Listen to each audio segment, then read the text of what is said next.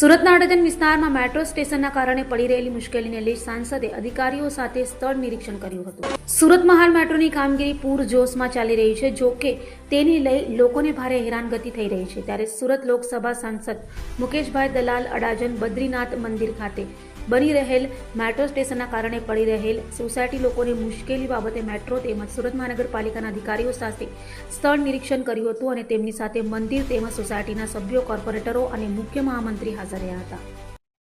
અડાજણમાં બદ્રીનાથ મંદિર પાસે મેટ્રોની કામગીરી ચાલી રહી છે। ત્યાં આગળ એસ્કેલેટર બનવાના છે, કોલમો આવી રહ્યા છે। એટલે સ્થાનિક લોકોને અહીંયા એક શંકા છે કે કદાચ જો કોલમ બની જાય ત્યારે અહીં મોટી ગાડીને અવર જવરમાં તકલીફ પડશે અને પાર્કિંગની પણ કદાચ ભવિષ્યમાં સમસ્યા ઊભી થશે।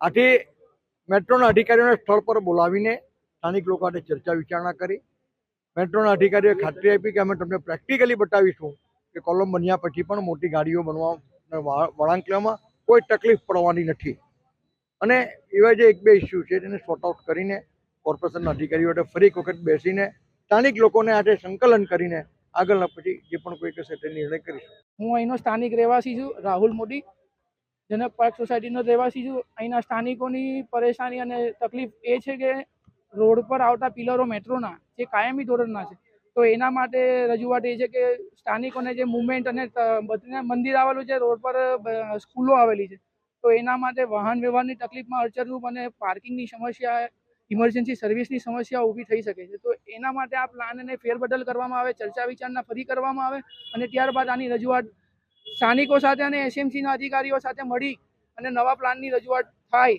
એવી અમારી માંગણી છે।